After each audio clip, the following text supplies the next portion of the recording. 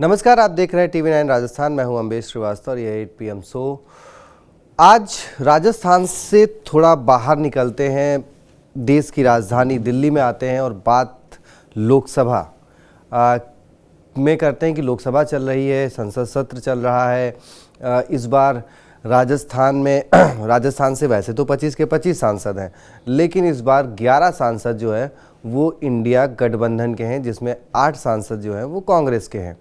अब क्योंकि कांग्रेस इंडिया गठबंधन मतलब गठबंधन के साथ चुनाव लड़ी थी, तो राजस्थान से 11 सांसद जो है वो इस बार प्रेजेंट कर रहे हैं राजस्थान को, या कांग्रेस को या कहें इंडिया को।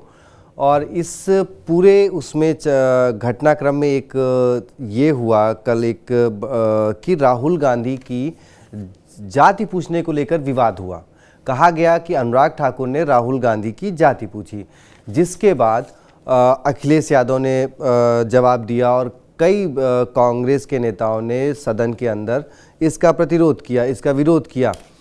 सदन से बाहर हनुमान बेनीवाल बाहर निकले, उन्होंने भी जो है मीडिया के जरिए अपनी राहुल गांधी की जाति को लेकर अपनी नाराज़गी जताई। उसके अलावा आज एक बार फिर हनुमान बेनीवाल ने रेल मंत्री अश्विनी वैष्णव पर तीखा हमला बोला, और वो हमला कैसा था आपको भी सुनवाते हैं, क्योंकि रेल मंत्री अश्विनी वैष्णव भी राजस्थान से आते हैं, जोधपुर में उनका घर है, जोधपुर के रहने वाले हैं। वो बात अलग है कि वो राज्यसभा मेंबर जो है वो राजस्थान से नहीं है, बाहर से हैं, लेकिन उनका जो मूल निवास वो राजस्थान ही है। अब हनुमान बेनीवाल ने कल और आज जो बयान दिए, पहले आपको वो सुनवाते हैं। उसके बाद अब हनुमान बेनीवाल के इतना एग्रेसिव होने के पीछे राजस्थान की राजनीतिक गलियारों में कई सियासी सवाल खड़े हो रहे हैं, उसके पीछे कई वजह तलाशी जा रही हैं। वो सब क्या हैं वो समझेंगे अपने executive editor Pushkar Chauhan sir से। पहले आपको सुनवाते हैं हनुमान बेनीवाल के बयान। देखिए, निश्चित रूप से सही है। और कल अनुराग ठाकुर जी ने जिस तरह राहुल गांधी जी की जाति पूछ के उनका मजाक उड़ाया, यहाँ किसी को कोई राइट नहीं है और हम सब भारतीय एक हैं। और प्रधानमंत्री जी खुद ये बात कहते हैं कि हम सारे लोग एक जो हिंदुस्तान के अंदर रह रहे हैं। और जाति, चूँकि जब हम नॉमिनेशन भरते हैं, जब हर चीज़ के अंदर हमें जाति लिखनी पड़ती है, तो सबको पता है किसकी जाति क्या है।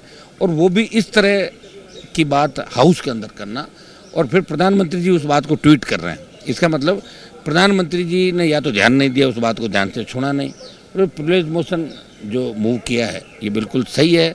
और इतना ही अगर देश की भारतीय जनता पार्टी एनडीए की सरकार को जाति पूछने का शौक है, तो जाति की जनगणना करा ले, उसे पता लग जाएगा किस जाति की संख्या क्या है और किस जाति का व्यक्ति कौन है। ये जाति की जनगणना होनी चाहिए देश के। देखिए, मेरे कटौती प्रस्ताव थे रेलवे की डिमांड पे, और मैं रेल मंत्री जी को कुछ राजस्थान की डिमांड की तरफ उनका ध्यान आकर्षित करना चाहता था, और उन्होंने बड़ी बदतमीजी की, मेरी तरफ इशारे करके कहा आप बाहर जाइए, आपको देख लूंगा, ये कर लूंगा, आप ये कर रहे हैं, वो कर रहे हैं। और कल भी जब हम इस पर बात कर रहे थे तो उनका जो व्यवहार था वो सांसदों के प्रति ठीक नहीं था। ये बहुत बड़ा बदतमीज मंत्री है, और मैं धन्यवाद दूंगा इंडिया अलायंस के तमाम हमारे इंडिया अलायंस को कि इन्होंने इस बात को लेकर वेल में जोरदार बदतमीज मंत्री का विरोध किया। ये मनुष्य है। जब से रेल मंत्रालय इसके हाथ में आया है, लगातार ट्रेन दुर्घटनाएं बढ़ रही है, और जब कोई व्यक्ति सोता है रेल के अंदर, उसको नींद नहीं आती कब रेल पट्टी से उतर जाए, वो इसी विचारों के अंदर रहता है। ये हमने बात रखी थी। आज मेरे कटौती प्रस्ताव चूंकि इस पर दिए हुए हैं, और ये हमारा राइट है कि कटौती प्रस्ताव के अंदर हम बोल सकते हैं, उस कटौती प्रस्ताव की डिमांड कर सकते हैं। अब देखिए, हनुमान बेनीवाल ने राहुल गांधी के समर्थन में और रेल मंत्री पर जिस तरीके से कटाक्ष किए, वो तो उन्होंने दिल्ली में बोला, लेकिन राजस्थान की राजनीतिक गलियारों में अब हनुमान बेनीवाल के इर्द गिर्द इन चीज़ों को लेकर कई सारे सवाल उठने लगे कि क्या भाई ये उपचुनाव को लेकर है, क्या और भी कई वजह हैं कि क्या इंडिया जो है वो अपना मजबूती राजस्थान में उसको लेकर है। तो कई तरीके के तस्वीरें जो है वो कि निशाने पर बीजेपी इस तरीके से क्यों है। अब रेल मंत्री को खरी खोटी उन्होंने सुनाई दी। तो और सबसे बड़ा सवाल उन्होंने जो एक चीज़ छेड़ दी कि आके भाई राजस्थान में जातिगत जनगणना जो है वो आप करवा लीजिए। अब क्योंकि राजस्थान में भी बीजेपी की सरकार है, तो क्या राजस्थान के उपचुनाव से पहले ये एक बड़ा दांव हनुमान बेनीवाल ने खेला है? तो अब कई सारे सवाल हैं, तो चलिए सबसे पहले हम सवालों देख लेते हैं और उसके बाद फिर अपने executive producer Pushkar Chauhan sir से उन बातों पे चर्चा करेंगे। तो पहला सवाल कि हनुमान बेनीवाल ने क्यों उठाई जातिगत जनगणना की मांग? देखिए, राहुल गांधी लगातार उठा रहे हैं और कल इसी बात पर जो पूरा विवाद हुआ और राहुल गांधी की जात पूछी गई और उसी पे अब फिर हनुमान बेनीवाल ने भी अपना पक्ष रखा।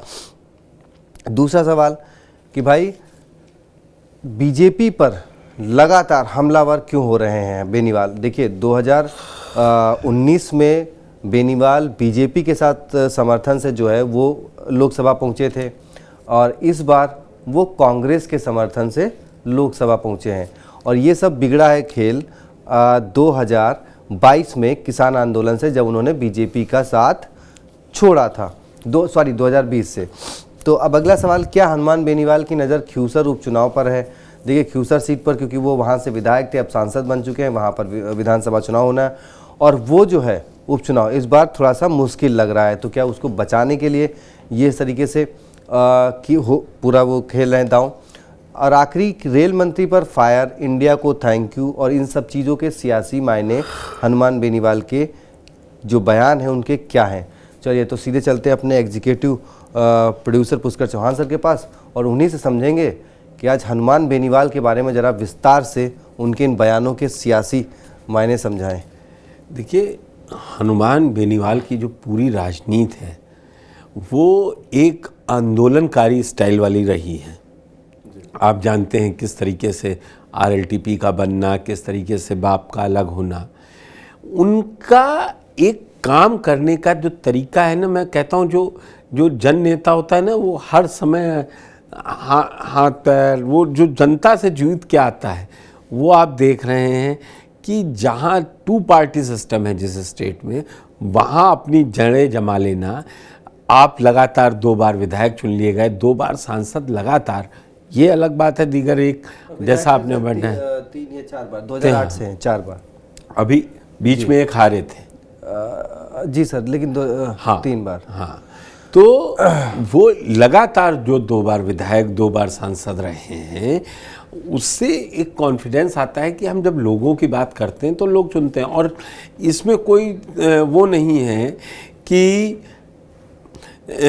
उनको ये लगे कि हम किसके लिए बोल रहे हैं। आपने देखा कि 4 जून के बाद उनको नहीं बुलाया गया तो वो एकदम बिफर गए थे जी। ख्यूसर सीट आप अगर अब बात करें, वो विधानसभा इस बार 2060 वोटों से जीते मात्र। अब जिस तरीके से अपना उनका ये पहला चुनाव मतलब आएगा, उपचुनाव आएगा, इसमें वो चाह रहे हैं कि कांग्रेस के साथ बने रहें। 2 अंदर चल रहे हैं। जब ये 4 जून को नाराज हो गए थे जी, 4 जून के बाद, तो उस समय ये हो रहा था कि अब ये यहाँ जाएंगे, क्योंकि नंबर कम आए हुए थे, दोनों तरफ तौला था उन्होंने अपने आप को। नंबर 240 थे, एनडीए के 292 भले थे, तो क्या कुछ राजकुमार राउत ने मुलाकात की थी, लेकिन बेनीवाल को इतना भाव मिला नहीं। वहाँ ज्योति मिर्धा पहले से ही थी। उनको समझ में आया कि कांग्रेस को रखना जरूरी है, अगर रिलेवेंट बने रहना है तो कांग्रेस के साथ बने रहना। जिस सीट पर आप हमेशा चर्चा किए, ख्यूसर पे, बिना कांग्रेस की मदद के जीत पाना मुश्किल होगा। सर, ये तो एक सीट और भी मांग रहे हैं, देवली उनियारा की। ये देखिए, ये गठबंधन साथियों का धर्म से होता है कि वो मांग ज़्यादा मांगते हैं और मिलेगा क्या ये उन्हें भी पता है जी। भाई, यहाँ मांगेंगे तो ज़्यादा मिलेगा कि कम मिलेगा, ये डिपेंड करेगा जिस दिन चुनाव डिक्लेयर होंगे। और उसके बाद कांग्रेस अपनी 3 सीटों में से तो कोई देने जा नहीं रही है, ये आप भी जान रहे हैं। आपको लग रहा है कि वो ना झुंझुनू छोड़ेगी, ना देवली उनियारा छोड़ेगी, न दौसा तो मतलब बिल्कुल नहीं छोड़ सकती है। तो कुल मिला के एक तरीके से कांग्रेस तो क्लियर है, तो अब इनको ये चाहिए था कि पैडिंग हो जाए ऐसी, तो जाति जनगणना पर इन्होंने मांग उठा दी, जो आज हमारा मेन वो है कि देखिए जाति जनगणना से क्या होगा, नंबर निकल के आएंगे। तो ये जो छोटे छोटे दल हैं, जो अपने एक कम्युनिटी की कोई राजनीति करता है, तो वो प्रभाव दिखाएगा ज़्यादा कि अब आप मुझे नंबर दीजिए, मेरा नंबर ज़्यादा है। जातिगत जनगणना से घाटे ज़्यादा हैं, लेकिन इस समय इंडिया गठबंधन के ज़्यादातर साथी, चाहे आरजेडी हो या कोई भी हो, सब जाति जनगणना काम करने के लिए कह रहे हैं।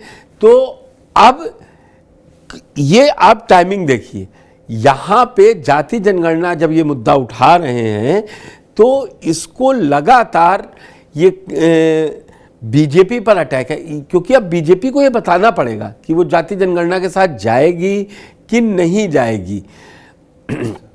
इसके बाद जो दूसरी बड़ी बात है हनुमान बेनीवाल के लिए, वो ये है कि अब उनको दो में से एक गठबंधन चुनना ही चुनना है, तो वो अभी इंडिया के साथ बने हुए हैं।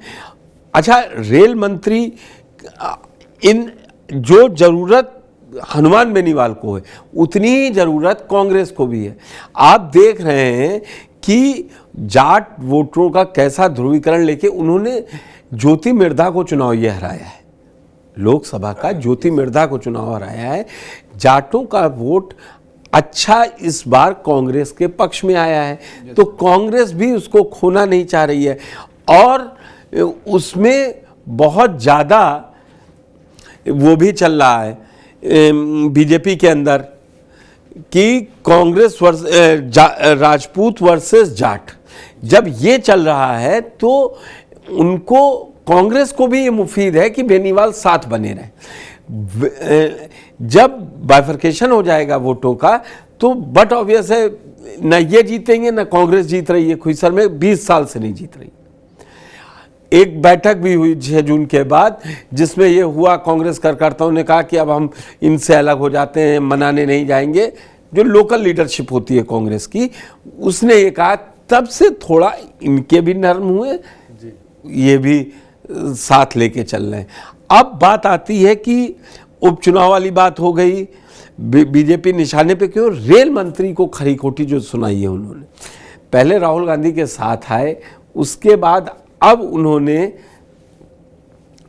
जो रेल मंत्री पे, मैं कहता हूँ, मेरा ये मानना है कि शब्दों की मर्यादा रहनी चाहिए। देखिए, रेल हादसे हो रहे हैं, लेकिन जो आंकड़े रख के अश्विनी वैष्णव ने बताए वो भी अपनी हकीकत है ना जी सर, उस हकीकत से आप मुंह नहीं मोड़ सकते ना। आप सर, जो हादसे हो रहे हैं उसमें जो एक तस्वीर और निकल के आ रही है कि ट्रेन में वो सरिया कहीं फंसाई जा रही हैं, उसमें कहीं पत्थर रखे जा रहे हैं, तो अब ऐसी घटनाएं अगर होंगी तो ये इसके लिए आरपीएफ है, पूरा एक महकमा है, अब चेकिंग होती है। ये नहीं है कि हर किसी के पास कोई काम नहीं है। ये आप इन छोटी छोटी दलीलों पे नहीं जाते हैं। जब संसद में बात हो रही है तो बड़े बड़े पैरामीटर्स पे हो रही है। आप कहेंगे तो आप क्या कर रहे थे, हटिए सरकार से, आप विभाग क्यों लिए हैं, ये नहीं है। जो आंकड़े दिखाए जा रहे हैं, कोई मानवीय भूल हुई है तो उसमें हो रहा है। ऐसा तो होता नहीं है कि एक गलती हुई और एकदम से सब के सब हटा दिए गए, ऐसा कहीं नहीं होता है ना अम्बेश। तो ये सारी, अब एरिया समझिए, वोट समझिए, अश्विनी वैष्णव को समझिए, 2023 से पहले वो भी राजस्थान में अपने आप को मुख्यमंत्री के तौर पर देख रहे थे। बिल्कुल सर, 2023 में वो एक ब्राह्मण वो सभा हुई थी और उसमें बड़े नारे वारे भी लगे थे। बिल्कुल जी, और क्या क्या बोला था वो अलग है। इसीलिए मैं कह रहा हूँ, राजनीति में जब आदमी होता है वो हर समय राजनीति सोच रहा होता है कि क्या बोलने से फायदा होगा, क्या बोलने से नहीं फायदा होगा। जी सर। अच्छा सर, एक चीज़ ये जैसे अब हनुमान बेनीवाल ने जो अब चलिए वो राहुल गांधी के साथ हैं, वो बीजेपी पर निशाना साध रहे हैं कि कांग्रेस की कसमकस ये बढ़ी कि भाई वो 3 सीटें रखें, बोलते या फिर मतलब या फिर वो हनुमान बेनीवाल के साथ समझौता कर लें भाई कि एक इनको दे दें, नहीं, या फिर हनुमान बेनीवाल कहीं ऐसा तो नहीं। मैंने आपको कहा ना 3 सीटें मांगने का कोई मतलब नहीं है। नहीं, एक और एक सीट, कोई सीट नहीं देगी कांग्रेस इसमें, मैं आपको अभी। तो सर हो सकता है बीजेपी ऑफर कर दे कि भाई चलिए हम आपको 2 सीट दे देते हैं, क्योंकि बीजेपी के पास तो कुछ भी नहीं है। बीजेपी देगी, अपनी जमीन खोगी ना, इसके बाद ये तय हो जाएगा। बीजेपी जब अपने सत्ता में उपचुनाव में कोई आदमी अपनी सीट नहीं देता है, जो सरकार सत्ता में, पार्टी सत्ता में होती है जी सर, वो अपनी सीट किसी भी हाल में नहीं देती है। उपचुनाव उसे कराने, उपचुनाव तो सरकार के हैं। नहीं सर, मुझे याद है राजस्थान में बीजेपी ने दिया है जब बीजेपी की सरकार थी। अच्छा, वो ऐसा होता ही नहीं है। हम विधानसभा में हैं, हम लोकसभा में, ऐसे आप कहेंगे तो उत्तर प्रदेश में अभी जयंत चौधरी के लिए अपनी सिटिंग बागपत की सीट छोड़ दी, सांसदी की। वो जनरल आम चुनाव में जा रहे थे आप जी, इसलिए छोड़ी। और दूसरा, उनको साथ लाना था तो गठबंधन किन्हीं शर्तों पे होता है। इसीलिए गाय बगाए बेनीवाल भी अब समझ रहे हैं, वो दबाव बनाने के लिए कहते हैं कि मैंने गठबंधन राष्ट्रीय स्तर पर कर रखा है, राज्य में गठबंधन होगा कि नहीं होगा ये मुझे नहीं मालूम। उसी के बाद ये कांग्रेस की मीटिंग हुई थी। लेकिन सर हनुमान बेनीवाल जिस तरीके से प्रदेश, जब से इन्होंने 2018 से पहले भी वो हमलावर रहे हैं कांग्रेस और बीजेपी के ऊपर प्रदेश की, अगर अब वो कहते हैं, ठीक है वो लाख बार कहते हैं कि मैं राष्ट्रीय अध्यक्ष, मतलब राष्ट्रीय स्तर पर गठबंधन में है, प्रदेश में नहीं है, लेकिन आप जब विधानसभा चुनाव में आते हैं तब पीछे हट जाते हैं, तो लोगों का कहीं ना कहीं वो सपोर्ट जो है नहीं, वो आपसे तो कट आप रहा है उनका ना। ये देखिए ना, अकेला एक आदमी अपनी सीट जीत रहा है, 2 बार विधायक, 2 बार सांसद है, ये अब कोई नहीं मिटा सकता। और जिसको जरूरत होती है, मैं यही कहता हूं, राजस्थान में तो वो जाता है ना बेनीवाल को अपने साथ लेने, मना करते दोनों। जीतना वो भी जानते हैं कि हमारा वोट कटेगा, इसलिए। और जो छोटे दलों की राजनीति है वो बार्गेनिंग की राजनीति होती है, उनका फायदा होगा तो बैठेंगे, नहीं तो कल बीजेपी के साथ चले जाएंगे। मैं एक बार नहीं कह रहा हूं कि हनुमान बेनीवाल, लेकिन अभी इसीलिए आपने पूछा ना कि वो थैंक यू क्यों कह रहे हैं, क्योंकि अभी उनको समझ में आ रहा है बीजेपी में वैसे ही इतनी लड़ाई झगड़ा अंदर मचा हुआ है पार्टी के अंदर। अब वहां जब सब सेट है तो अब इनको क्यों लेंगे, इनको तो वही लेंगे जहां जो लोग कुछ पाना चाह रहे होंगे। हाँ, अभी 3 बनाएंगे तो जब 28 में जाएंगे तो कहेंगे तब मांगी थी अब दे दीजिए। ये तब आदमी कहता है, जब फिर खुले में लड़ाई आ जाती तो कहते हैं हमने तो इन्हें उपचुनाव में साथ दिया, हमने कुछ नहीं लिया था और उसके बाद हमने इनको अब भरोसा लिया, इनका तो भरोसा इन्होंने दिया कि आम चुनाव में देंगे, आम चुनाव में भी नहीं। इसलिए ये टैक्टिक्स है, ये कोलिशन अगर सिस्टम है, अगर आप गठबंधन की राजनीति सियासत करते हैं तो फिर उसमें आपको दोनों को सुनना पड़ता है एक दूसरे की। बस एक छोटा सा सवाल सर, मैं भी समझना चाहूँगा कि जातिगत जनगणना से उपचुनाव पर कोई इम्पैक्ट देख रहे हैं? बिल्कुल, आप समझिए पिछड़ा, इसको सबसे ज़्यादा वो क्या राहुल गांधी चिल्लाते हैं एक्सरे आ जाएगा, कितना दलित है। अभी पिछड़ा ही अध्यक्ष मदन राठौड़ बनाया है बीजेपी ने जी, तो वहां अब अगड़े और पिछड़े की ही राजनीति होगी अगली। भाई जब जातिगत जनगणना आ जाए, मान लीजिए हो जाए, और जिस तरीके से बिहार में नंबर निकल के आए हैं, तो फिर कि पिछले 65% तक को उनको रिजर्वेशन देना पड़ा, तो जब उनकी संख्या बढ़ेगी, जिसकी संख्या भारी होगी वो उसकी तरफ सब जाना चाहेंगे। तो ये प्रोग्रेसिव राजनीति का कोई लक्षण नहीं होता है कि जातिगत। अच्छा, जातिगत जनगणना बहुत जरूरी है, तो सन 31 के बाद नहीं हुई। आज़ादी के बाद से कांग्रेस इतने साल आके रह गई, उसके किसी प्रधानमंत्री ने क्यों नहीं करवा दी जनगणना जाति। अब राहुल गांधी की जो स्टाइल ऑफ पॉलिटिक्स है वो एक अलग ही तरीके की है कि नहीं नहीं मुझे बताइए कि जाति जनगणना ये यहाँ कितने ओबीसी हैं या इसमें कितने, फिर आपको भी बताना पड़ेगा ना कि आप एलओपी क्यों बने, आपने क्यों नहीं ओबीसी बना दिया जब देने का नंबर आया था। वो तो निर्मला सीतारमण ने ही पूछा था कि भाई राजीव गांधी फाउंडेशन में कितने ओबीसी। वही तो हमेशा लोग उंगली दूसरे पे ही उठाने में ठीक लगता है। निर्मला सीतारमण ने वहां पूछ लिया, लेकिन बिहार में जाति जनगणना के साथ बीजेपी खड़ी रही। करवानी पड़ी ना, सब सियासत वोटों की है। चलिए तो देखिए, हनुमान बेनीवाल एक बार फिर अग्रेशन में है, गुस्से में है, राहुल गांधी के साथ है और रेल मंत्री के खिलाफ हैं। गुस्सा आपने उनका देखा, बयान आपने उनका सुना। तो अब हनुमान बेनीवाल के इस गुस्से का राजस्थान की सियासत पर क्या इम्पैक्ट होगा, उपचुनाव पर क्या इम्पैक्ट होगा और आने वाली राजनीति पर क्या इम्पैक्ट होगा, ये जानना बहुत ही दिलचस्प होगा। और इससे क्या उपचुनाव में हनुमान बेनीवाल को कितना फ़ायदा होगा, कांग्रेस को कितना फ़ायदा होगा, क्या कुछ होगा, ये तो समय ही बताएगा। खैर, चैनल को सब्सक्राइब कर लीजिए और देखते रहिए टीवी 9 राजस्थान। बहुत बहुत शुक्रिया, धन्यवाद।